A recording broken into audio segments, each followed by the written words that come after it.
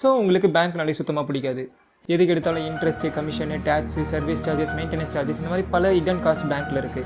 இதில் நீங்கள் account create பண்ணுறதுக்கு, பணத்தை டெபாசிட் பண்ணுறதுக்கு, ட்ரான்சாக்ஷன் பண்ணுறதுக்கு எல்லாத்துக்குமே பல ப்ரொசீஜர்ஸ் இருக்கும். உங்கள் பேங்க் அக்கௌண்ட்டை யாராச்சும் ஹேக் பண்ணுறதுக்கும் பல சான்சஸ் இருக்குது. இதனால் பேங்க் மேலே இருக்க நம்பிக்கையே உங்களுக்கு போயிடுச்சு. இப்போ நீங்கள் என்ன பண்ணுவீங்க? சிம்பிள், புதுசாக ஒரு கரன்சியை க்ரியேட் பண்ண வேண்டியது தானே. இதை தான் நம்ம ஹீரோ சட்டோஷி நாக்கமோட்டோ 2009 கிரியேட் பண்ணார். உங்களை மாதிரியே இவருக்கும் பேங்க்னா சுத்தமாக பிடிக்காது. இவர் பிட்காயினை கிரியேட் பண்ணதுக்கான மெயின் ரீசனே பேங்க்கு கிட்ட இருக்க கண்ட்ரோலை நம்ம கையில் கொண்டு வரதுக்கு தான். ஆனால் இந்த பிட்காயின் அப்படின்னா என்ன, இது எப்படி ஒர்க் ஆகுது, இது எல்லாத்தையும் பற்றி இந்த வீடியோவில் பார்ப்போம். So welcome back to city nerd. Information about a good cryptocurrency to invest in that has huge upside potential with very little downside that could moon anytime soon. 2008 ஒரு white paper research article release ஆச்சு. இந்த ஆர்டிக்கலில் ஒரு digital காயினை எப்படி create பண்ணுறது, அது எப்படி work ஆகுது, இதோட யூஸ் என்ன, இதோட ஃபியூச்சர் என்ன எல்லாத்தையும் போட்டிருந்தாங்க. ரிலீஸ் பண்ணவரோட பேர் சட்டோஷி நாக்கமோட்டோ. பேங்கிங் சிஸ்டமை பிடிக்காத பல பேர் இதுக்கு ஆதரவாக இருந்தாங்க. அவங்களோட ஆதரவோட 2009 சட்டோஷி நாக்கமோட்டோ பிட்காயின் அப்படின்ற கிரிப்டோ கரன்சியை ஸ்டார்ட் பண்ணார். இந்த பிட்காயின் கிரிப்டோ கரன்சி வந்து பிளாக் செயின் டெக்னாலஜியில் தான் ஒர்க் ஆகுது.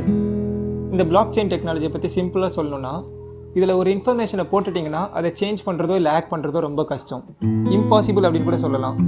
எப்படி என்எஃப்டிஸ்லாம் பிளாக் செயின் டெக்னாலஜியில் ஒர்க் ஆகுது அப்படின்றத பற்றி முன்னாடியே ஒரு வீடியோ போட்டிருக்கேன். உங்களுக்கு என்எஃப்டிஸில் இன்ட்ரெஸ்ட் இருந்தால் அந்த வீடியோவும் பாருங்கள், அதோட லிங்க்கை டிஸ்கிரிப்ஷனில் போட்டிருக்கேன். பிட்காயினில் இருக்க இன்னொரு சர்ப்ரைசிங்கான விஷயம் என்னென்னா, இதோட ஃபவுண்டர் சட்டோஷி நாக்கமோட்டோ, இவரோட உண்மையான ஐடென்டிட்டி என்ன அப்படின்ட்டு இன்றைக்கி வரைக்கும் யாருக்குமே தெரியாது. இவர் பிட்காயினை கிரியேட் பண்ணதுக்கான ரீசனும் இதுதான், ப்ரைவசி அண்ட் சேஃப்டி. இது ரெண்டு தான் பிட்காயினோட இம்பார்ட்டண்ட்டான குவாலிட்டிஸ்.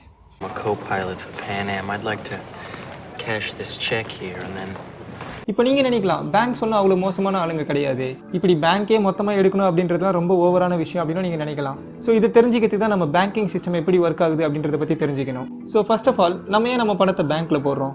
நம்ம வீட்டு லாக்கர்லேயே வைக்கலாமே. இதுக்கான மெயின் ரீசன், பேங்க்கில் நம்ம பணத்தை போட்டால் நம்ம பணம் சேஃபாக இருக்கும் அப்படின்ற நம்பிக்கை தான்.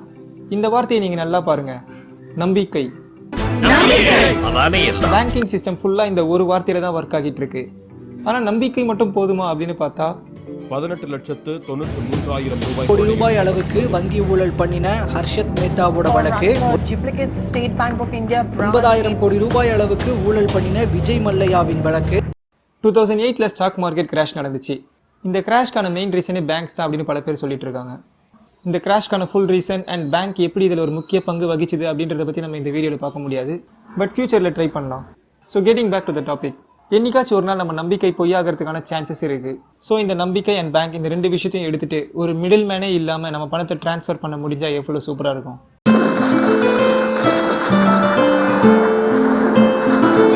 என்னதான் பிட்காயினில் எவ்வளோ பெனிஃபிட்ஸ் இருந்தாலும் இன்றைக்கும் பல கண்ட்ரீஸ் பிட்காயின் அப்போஸ் பண்ணிட்டு தான் இருக்காங்க. இதுக்கான மெயின் ரீசன், பிட்காயின் ஒரு அன்ரெகுலேட்டட் கிரிப்டோ கரன்சி. இதனால் இல்லீகல் டிரான்சாக்ஷன்ஸ், மணி லாண்டரிங் இதெல்லாம் பண்ணுறதுக்கு பிட்காயின் யூஸ் ஆகுது.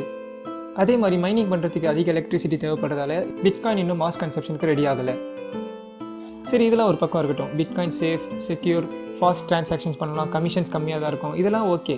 பட் இதனால் எங்களுக்கு என்ன யூஸ் அப்படின்னு நீங்கள் யோசிக்கலாம். கிரிப்டோ கரன்சிஸில் ரெண்டு வழியில் நீங்கள் மணி மேக் பண்ணலாம். ஒன்று இன்வெஸ்டிங், இன்னொன்று மைனிங். இன்வெஸ்டிங் ரொம்ப சிம்பிளான விஷயம் தான். பிட்காயின் வாங்கி வச்சுட்டு அது என்றைக்கு விலை ஏறுதோ அதை விற்றா அதில் உங்களுக்கு ப்ராஃபிட் கிடைக்கும்.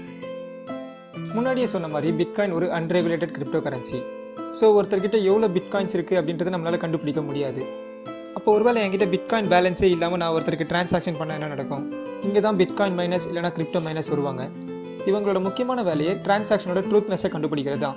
அதாவது சென்ட் பண்ணுறவர்கிட்ட சஃபிஷியன்ட் பிட்காயின் பேலன்ஸ் இருக்கா அப்படின்றத இவங்க கண்டுபிடிக்கணும்.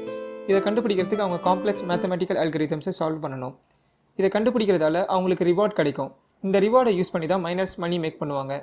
ஸோ ஒருவேளை நீங்கள் கிரிப்டோ மைனிங் பண்ணணும் அப்படின்னு நினச்சிங்கன்னா அதுக்கு பல ப்ரொசீஜர்ஸ் இருக்குது. ஃபர்ஸ்ட் ஆஃப் ஆல் உங்ககிட்ட அதுக்கு தேவையான ஹார்ட்வேர் ரிக்குயர்மெண்ட்ஸ் இருக்கணும். அதுக்கப்புறம் ப்ராப்ளம் சால்வ் பண்ணுற எபிலிட்டிஸும் உங்ககிட்ட இருக்கணும். இதெல்லாம் உங்ககிட்ட இருக்குது அப்படின்னு நீங்கள் நினச்சிங்கன்னா நீங்களும் பிட்காயின் மைனிங் பண்ணி காசு சம்பாதிக்கலாம். இந்தியாவிலேயே இப்போ நிறைய கிரிப்டோ மைனிங் பிளாட்ஃபார்ம்ஸ் வந்துருச்சு. இதில் ஒரு சிலது தான் நீங்கள் இப்போ ஸ்க்ரீனில் பார்க்குறீங்க. இதில் ஏதாச்சும் ஒரு பிளாட்ஃபார்மில் போய்ட்டு நீங்கள் கிரிப்டோ மைனிங் பண்ணலாம். ஸோ கிரிப்டோ மைனிங்கில் உங்களுக்கு இன்ட்ரெஸ்ட் அதிகமாக இருக்குது அப்படின்னு நீங்கள் நினச்சிங்கன்னா டிஸ்கிரிப்ஷனில் ஒரு ஆர்டிக்கலோட லிங்க் கொடுத்துருக்கேன், அதில் நீங்கள் படித்து தெரிஞ்சுக்கலாம். அப்படியே ஒரு சில யூடியூப் லிங்க்ஸ் கொடுத்துருக்கேன், அதையும் செக் பண்ணிக்கோங்க.